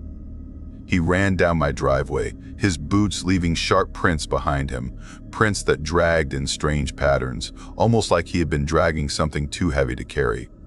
The tire marks behind my house from earlier winters flashed in my mind, marks that never matched any car in the neighborhood. Marks I always blamed on delivery trucks, even though they came too close to my back door every year. When he vanished, I shut the door so fast my hands fumbled. I locked it. I locked it again. I checked the deadbolt twice. My hands shook like I had frostbite. I grabbed my phone and called the police. I barely got the words out. The dispatcher told me to breathe. I tried. While waiting, I went back to the closet. The coats hung crooked. One jacket was crushed low on the floor like someone knelt on it for hours. The air in there felt cold, colder than the rest of the house. It smelled like wet clothes and something metallic, something sharp and wrong. The officers checked everything. They searched the basement, the hall, the garage. They followed the footprints into the yard, where they faded into the street. They asked how he got in. They asked why I had not heard him. They asked why he hid. Then I remembered the garage door and my headphones. I had been outside too long. I had been distracted. He walked right in through the open garage while the snow fell and my music played. One officer nodded like it made sense. He said people slip into open garages all the time, especially in winter when folks do not want to stand outside in the cold waiting for the door to shut. He made it sound normal, but nothing about it was normal to me. I did not sleep that night. Every sound felt like a warning. Every shadow looked like someone bending low to hide. Every floorboard creak made my chest tighten. Even my own breath sounded too loud. The next night was worse. At the warehouse, a driver told me he heard a woman screaming near the storage rooms behind the tech district, the part where the lights always flicker. He said no one ever finds her. People hear her only when the snow falls. I pretended not to care, but my hands shook the whole time I loaded boxes. On the bus ride home that week, a driver told another worker that a strange woman always gets forced off before the last stop. She never talks. She never fights. She just steps off into the dark like something is pulling her away. I did not want to hear any of it, but the world kept telling me things I did not want to know. Back at home, I checked every lock twice. I checked under the bed and inside the closets like a scared child. I tried to sleep, but I could not. Every hour I woke. Every hour I listened for footsteps. Then one night, around 3 a.m., I heard something outside my window. A soft crunch. Snow being stepped on. I froze. My breath stopped. Another crunch. Then a soft dragging sound like fingers sliding across the glass. I sat up slowly, afraid to move too fast. The room felt tight. The dark felt thick. I listened hard. Silence. Then 3 slow taps on the window. My chest felt like it would split. I did not move. I did not blink. Another tap came, soft but sure. I grabbed my phone. My hands shook so hard I almost dropped it. Before I could dial, the tapping stopped. The night went still again. I forced myself to look. I pulled the curtain just 1 inch. Outside, the snow lay smooth except for a row of footprints leading right to the window and then back into the trees. I recognized the pattern. Boots, same size, same shape, same man. He had come back. For days, I lived in fear. I checked every room before stepping inside. I kept the lights on even when I slept. I listened to the walls like they could whisper secrets. I thought about moving, but moving meant packing. Packing meant opening closets. Opening closets felt like asking for something to reach out and grab me. Then the night came when everything broke. The wind pushed hard against the house. Snow hit the windows in waves. The heater rattled steady. I tried to watch TV, but my mind kept drifting. At some point, I heard a noise in the hall again. Soft, slow, like someone dragging a hand across the wall. I got up and walked toward the sound. Halfway down the hall, I saw the basement door move, just a small shift. Then another, then the door nudged open. A cold breath of air rolled out. My legs wanted to run, but my mind forced me forward.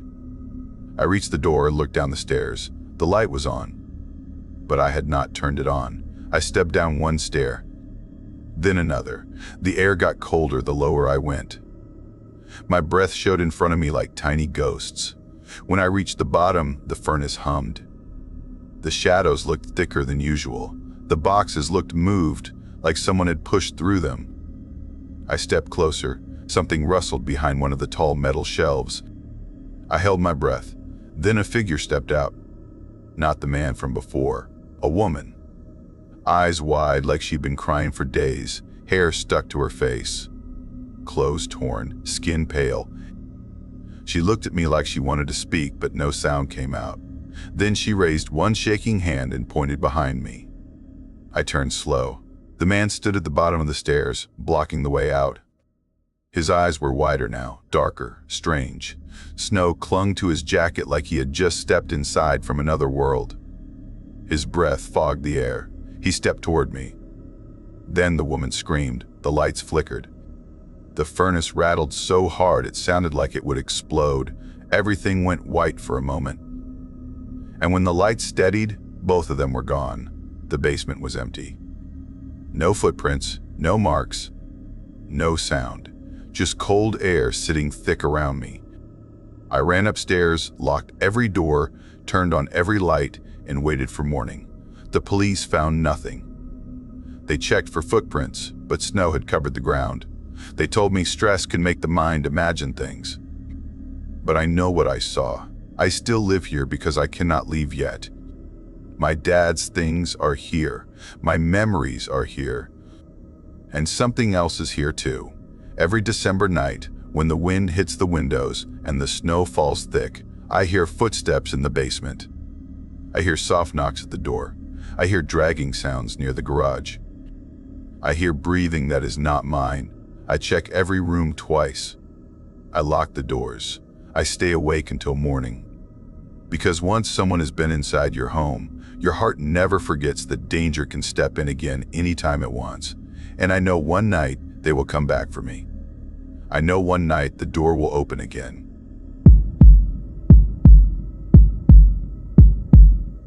I was never the kind of person who fit inside family rooms or warm houses or holiday gatherings.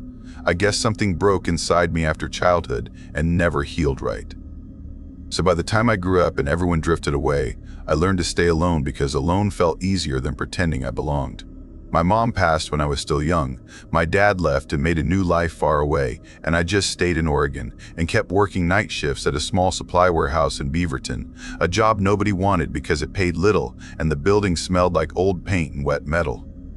People called me quiet, but they meant empty. People said I liked the woods, but they meant I was running. Maybe they were right.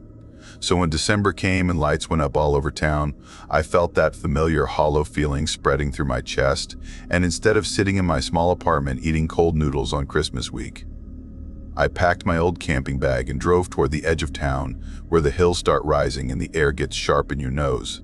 I always told myself the trees made sense in a way people never did. I told myself cold air made my brain clear, but deep down maybe I just liked places where nobody expected me to talk. I left before sunrise, and the streets were quiet in that strange Oregon winter way where fog hangs low like it is watching you. I reached the trailhead a little past morning, the one near the old water plant outside Beaverton where the city lights fade and the land starts to feel older. I parked my truck and stepped out into the cold, boots sinking into fresh snow from the night. It almost felt peaceful, the kind of peaceful that comes before you realize something is wrong. My plan was simple. Hike the short ridge trail, set up camp near the frozen creek, eat something warm, and stare at the sky until I forgot the world. I always camped alone, even though my body hated the cold and my brain hated the silence. But alone meant safe to me because there was nobody to judge me. I didn't know the woods would judge much harder. By noon, my tent was up, tucked between a cluster of bare trees tall enough to block the wind. I started a small fire and ate chili from a can, the cheap kind that tastes like metal but still warms the stomach. For a while, I felt okay. I listened to the distant creek, watched snow drift off branches, breathed in that sharp winter smell that always made my chest loosen a little. Then the first strange thing happened, the kind that is easy to excuse until it isn't. While I was gathering wood, I noticed marks in the snow across the trail, not boot prints like mine, but something small and flat and wrong. They were from thin shoes, cheap ones with no tread, like the kind teens wear to malls, and they looked size 7 or 8, too small for a winter hiker out here. I crouched down and touched one, the snow still soft like it had been stepped on minutes ago. I turned and looked around the silent trees, cold wind brushing the hair on my neck. I called out with a shaky voice because calling out made it less scary in my head, but the sound died so fast in the freezing air, it felt like something swallowed it. No answer, no movement, just the stretch of gray woods around me. I told myself a kid must have wandered out here earlier, maybe just messing around, maybe from one of those cars I saw on the highway coming in. But deep inside, I felt that little pinch of dread. I pushed it away. This was my one break from everything, and I didn't want fear to take it. I kept the fire going as evening settled in and the sky turned orange, then pink, then dark. I cooked ramen with jerky and drank hot chocolate, though my hands shook from the cold. For a while, the world felt simple again, just fire and snow and breath. But peace doesn't last long in winter woods. The wind changes first. Then the quiet changes. Then the dark feels like it is looking at you. It was around 7:45 p.m. when something heavy snapped a branch behind me, not soft like an animal, but slow and steady like a person putting weight down on purpose. I froze, spoon halfway to my mouth, listening to the snow settle again. Another step. And then another. Too slow to be a deer. Too heavy for anything small. I shouted toward the trees even though my voice shook, and the sound felt thin against the mass of dark. I grabbed my flashlight and shined it across the woods, but only saw empty space between the trunks. Snow. Shadows. Nothing. Or something hiding behind nothing. My heart beat so loud I heard it in my ears. I told myself not to be scared, that animals can sound like people sometimes, but the thought didn't feel right. Fear settled into my bones like cold water. I went to bed early because the fear made my muscles tight and the cold made my brain slow. I zipped my tent shut, crawled into my sleeping bag, and tried to breathe slow until sleep came. But sleep didn't come gently. It came like a rock dropped in deep water, sudden and disorienting. Then, at around 2:15 a.m., I snapped awake like someone pulled me from underwater. Something wasn't right. The air felt too still. The dark felt too thick. Then I heard it. A slow, careful zip at the entrance of my tent. Not fast, not clumsy, but smooth, like someone testing the sound. My heart hammered so hard it hurt. Every hair on my body rose. I didn't move. I didn't breathe. The zipper kept sliding, soft but clear. Someone was opening my tent while I was sleeping. My hand moved toward my small handgun in the side pouch of my bag, something I'd brought for safety but never thought I'd need. My fingers wrapped around the cold grip while the zipper kept creeping downward. I forced my voice out even though fear strangled it. I told whoever was there to back away because I was armed. The zipper stopped. The whole world stopped. For one long second, the only thing I heard was my heartbeat, then snow crunching fast as footsteps ran away through the dark woods. They slipped like they were not used to snow. I stayed frozen with the gun aimed at the entrance, breathing in shallow gasps. The silence returned heavy and full. After a long time, I grabbed my phone and called for help, whispering to the dispatcher that someone tried to enter my tent and ran into the woods. She told me to stay calm, keep the gun pointed down unless danger returned, and stay inside until help arrived. Her voice was steady, but I heard concern under it, like she knew how bad it could have been. The minutes stretched like hours, until I finally saw flashlights outside and 2 deputies announced themselves. I crawled out with shaking hands while they scanned the area. They found someone not far from my tent, a man curled awkwardly between bare branches, wearing a thin hoodie and sneakers, clothes that made no sense for winter. He looked wild-eyed and confused, like he didn't understand where he was. He said he got lost, said he was high from stuff he took earlier at a cousin's camp, said he thought my tent was his. His voice cracked like he was scared the truth might not save him. He looked pitiful, not threatening, just broken. The older deputy asked me if I wanted charges pressed. Fear still sat in my chest like a stone, but anger had faded. The man looked like someone who ruined his life by accident, not a hunter. I told them he needed help, not jail. They cuffed him and led him to the cruiser while he kept apologizing in a panicked mumble. The deputies asked if I planned to stay the night. I looked at the dark woods around me, the half-open tent door, the snow holding footprints that were already fading under new flakes. I told them I was leaving. They stayed with me while I packed fast with numb fingers. My mind kept replaying the zipper sound, the slow slide, the quiet pause. When I finally got my tent down and gear in the truck, the younger deputy said I was brave for camping alone, but I didn't feel brave. I felt exposed, breakable. I left the ridge and drove into the night, headlights cutting through falling snow. Halfway down the road, my hands were shaking so bad I had to pull over. I leaned forward, breathing into my cold fingers, trying to stop the tremble. That's when I noticed something on the passenger window, faint at first, but clear when I leaned closer. A handprint, small, fresh, fingers spread wide, pressed from the outside. My chest tightened until I could barely breathe.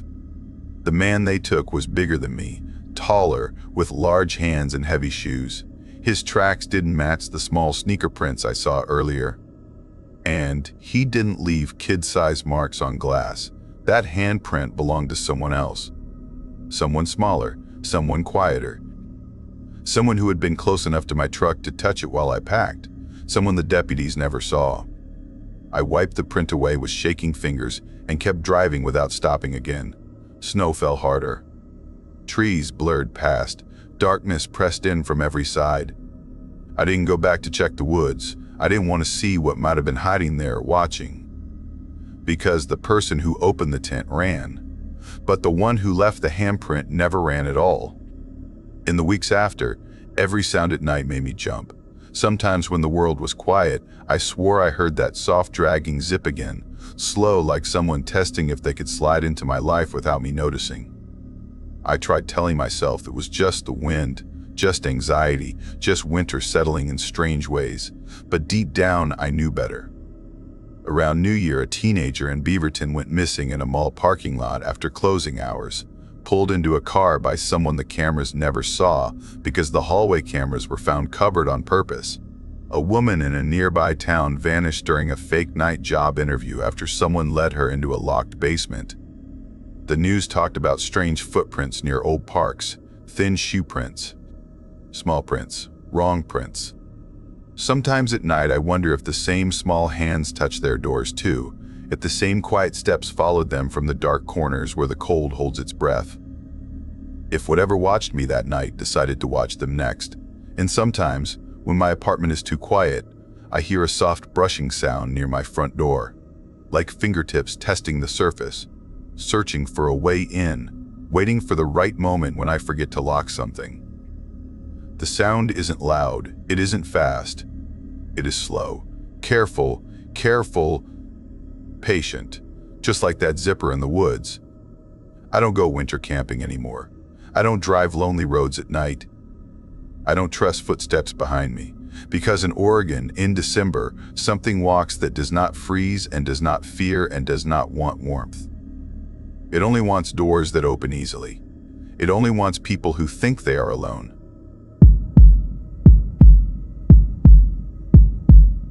I never thought winter nights could feel like a warning, but they do now. When I was small, living near the river in old towns across Oregon, winter felt calm, like soft, cold air that tucked you in. People said winter kept things asleep. I know that is not true. Winter only makes everything quiet, and the quiet lets strange things move without being heard. I live in Albany now, on the far edge of the city where the houses sit close to the woods. I moved here with Mira after we got tired of noise in bigger towns. We wanted peace. We wanted nights that felt safe. For a few years, that was real. Then last December came. Then things started to watch. Before all this, I worked late shifts at a storage company outside Salem. I handled boxes and scanned labels from 9 at night until 4 in the morning. That job ruined my sleep for good. Even after I changed to a daytime job at a bookstore, my eyes still opened by themselves in the deep hours when no one else made a sound. I would sit up hungry and cold at 2:17 a.m., unable to fall back asleep. That is when I started stepping outside for short breaks, for air, for calm, for anything that kept my mind still. That is how it began. That is how I saw the figures that stand in snow like they belong there. The first time felt small, nothing huge. Albany has many trees and strange trails that twist behind old houses. You see things that look odd sometimes. But not people sitting in deep snow without shaking or speaking. That part was new. One December night around 3:11 a.m., the cold carried a sharp bite. It felt like it cut through my clothes. The house was dark except for the tiny green light from the microwave clock. I slipped on my coat and opened the door. The porch creaked under my foot. Snow climbed halfway up the railing. No cars, no wind, no sounds at all. It felt like everything waited. I stepped out and looked across the yard, and my heart tightened slow and hard. Someone sat in the snow about 20 feet away, hood up, back bent, facing the line of trees behind the houses. Not looking at me, but not looking away either. Still, too still, too still. My hands shook. I whispered a small sound I could not stop. I tried telling myself it was just a neighbor, but neighbors do not sit outside at 3 in the morning, in snow that goes past the ankles, without moving for even 1 second. I asked if they were okay. My voice cracked when I tried to say it. The figure stayed still. No turn of the head, no shift of the shoulders. Nothing at all. I went back inside fast, locked the door, pulled the curtains, told myself to breathe. But 1 minute later, 3 hits shook the door hard. Bang, bang, bang, bang. I froze. Mira slept in the back room. She did not hear anything. I stepped to the window and lifted one blind with a finger that trembled. What I saw made my stomach twist. The figure was still sitting in the snow where it had been before. Same place, same shape. And in the snow between the figure and my door, fresh footprints led straight from the step back to the spot. They had knocked. Then they had walked back. Then they had acted like nothing had happened. I spent the night on the couch, wide awake, afraid that a new knock would shake the door again. It never came, but the quiet felt worse than any sound. It was not the first time strange things happened. Last winter, when we walked around the block at midnight trying to feel young again, we saw a person in a thick jacket walking ahead of us. Normal? Fine. But when we turned the corner, that person was gone even though the snow still fell and the street was empty. We tried to laugh about it. Then we heard footsteps behind us, slow, heavy, matching our steps one by one. When we turned, someone stood way too close, like they had been waiting right behind the wall. We hurried inside, locked the door, looked out the window. The person sat on a bench across the way, staring at our home like we belonged to them. 2 winters ago, when snow fell in thick waves, someone stood in the middle of the storm with no coat. No bag, no hat, just a body turned toward the building, frozen in place. I watched for 10 minutes. They did not shiver or blink. Only one pair of footprints circled them, their own, and every time it happened, it was winter. Only winter. Only the hours before dawn. The morning after the knocks, I told Mira. She stood at the stove making eggs. The pan sizzled. I asked if she heard anything last night. She shook her head. She asked why. I told her about the figure, the footprints, the knock. Her shoulders went stiff. She turned slow. She said someone knocked last year when I was still working night shifts. She did not tell me because she feared I would drive home tired and scared. She said no one had been outside when she checked the peephole. That detail made me dizzy, because I did look outside, and the figure had been there, watching. The day moved like heavy clouds. Every window felt like an open eye staring back at me. I sat on the couch and looked up the history of the land. The houses we lived in were built over old ranger cabins. Long ago, travelers slept in these woods while passing through. Many froze during harsh storms. Others vanished. Some people in Albany called them the winter ones, not ghosts, but things that move only when cold takes over the land. I did not want to believe that. I still do not. Ghosts do not knock. 3 nights later, I sat awake again at 2:19 a.m., watching the snow fall straight down. I felt something pulling me toward the door, not a voice, not a thought, just a feeling. I stepped close, and then the knock came again. Same sound, same force, same 3 hits. I looked through the peephole, no one. But when I opened the blind, the figure waited outside again. Same pose, same position, footprints fresh in the snow. I whispered out loud, asking what they wanted. They did not move. That afternoon, I talked to a neighbor, a man who worked long hours at a repair shop. He always smelled like engine oil. I asked if he ever saw strange people outside. His face changed fast. He said he moved here 10 years ago, and every winter someone stood under the light near the dumpsters at 3 or 4 a.m., still, silent, waiting. He said one couple moved away because someone tapped their bedroom window each night until the snow melted. He told me not to go outside when I saw them. Do not talk to them. Do not touch them. He said he once tried to step close, and the way they moved made his legs weak. He would not talk about it again. For the next week, dread filled the house. At night, footsteps circled the building. Slow drags, broken patterns, like someone learning how to walk again. Another night, a whisper slid across our bedroom window. Just one long breath that fogged the glass. Mira woke and grabbed my arm with cold fingers. We lay still for hours, shaking under the blanket. One night, I saw more than one figure. 3 stood near the trees. They faced the building without moving. Snow piled on their shoulders, everything built toward the last night of February. The wind howled hard enough to make our walls shake. I could not sleep. At 2:59 a.m., I checked the window. Someone sat on the steps, so close I could see the snow melt under their legs. Their head hung low, like they were resting. I backed away. I felt my pulse in my ears. I held my breath. At 3:01 a.m., the knocks slammed the door again. But this time they did not stop. Bang, bang, bang. Bang, bang, bang. Mira called for me from the bedroom. Her voice shook. I tried to call someone, but my hand slipped on the phone. I checked the peephole. No one. No shape, no shadow. But the knocking kept shaking the whole door. Then the noise stopped at once. Not slow, not fading, and just gone. A soft voice slid through the mail slot. It said words in a broken way. It asked for warmth. It asked to come inside. The voice did not sound real. It sounded like someone trying to copy human sound after forgetting how to speak for many years. My breath stopped. Mira clung to me so hard my arm hurt. I yelled for it to leave.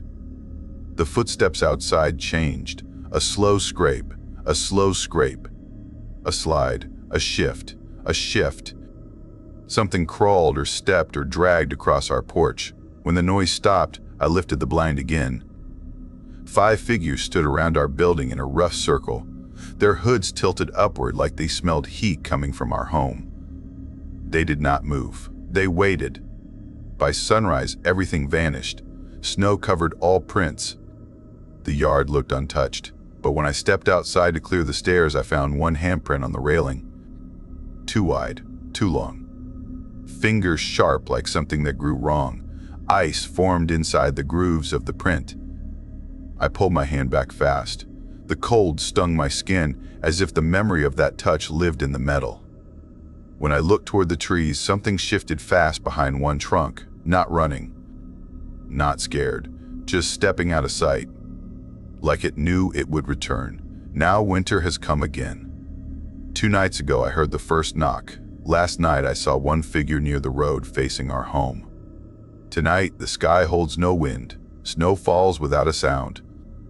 I sit on the couch writing these words. The blinds stay half open because I am afraid to close them. Afraid to hide from something that already knows I am here. I can feel someone outside, standing still in the snow, waiting for the right moment to tap the door again. I do not want to look, but my eyes drift to the window on their own. Out by the street, a dark shape stands under the broken streetlight. Head tilted, shoulders still, facing our building like it remembers me. I pray it stays out there. I pray it does not walk closer. But winter has only begun, and the knocks always come deeper into the season. There is more, though. Things I have not said yet. Things that happen inside the building. Things that made this winter feel worse than any other. A student moved into the upstairs room 2 months ago. She shared the space with another student who never spoke. He kept his back turned most of the time. He kept his hands hidden in his sleeves. She told us once that if she touched his shoulder by accident, he would flinch hard and breathe fast, like something scared him beyond reason. She said he slept sitting up. She said he stared at the window for hours. One night, she screamed. We ran upstairs. She said he was gone. No footprints in the hall. No sound of the door. Only the window open with snow drifting on the floor. She moved out 2 days later and left everything behind. A woman who lived in the basement unit worked late at the college in Corvallis. She said someone followed her every night. Steps behind her, a shadow that stayed near the streetlights. She told us she walked fast and never looked back. Then one night she did. She said she saw a figure with no face under the hood, only darkness. She moved out within a week. Last month I went to the laundry room behind the building because the machine broke upstairs. When I pulled the handle, the door did not open. It was locked from the inside. Lights off. Silence so thick it pressed against my ears. No one had the key. The owner said no one should be in there. The next morning, the door stood wide open, not one footprint inside the room. Not one piece of dust on the floor. The machines looked warm like they had been running hours before. These things do not feel random. They feel tied together. They feel like the winter ones watch every person who comes near this place. Some they follow. Some they mark. Some they call to. Sometimes I wonder if they call to me. Tonight I sit alone while Mira sleeps. The snow climbs higher around the steps. The cold slips under the windows and chills the room. I hear soft sounds outside, not knocks, not steps, just slow brushings like hands sliding across the siding of the house. I pull the blanket to my chin. My heart feels like it beats in my throat. I look at the clock. It says 3:14 a.m. The hour when things usually shift. The hour when the winter ones choose if they step closer. The brushing stops. The silence deepens. The air feels heavy. My breath grows thin.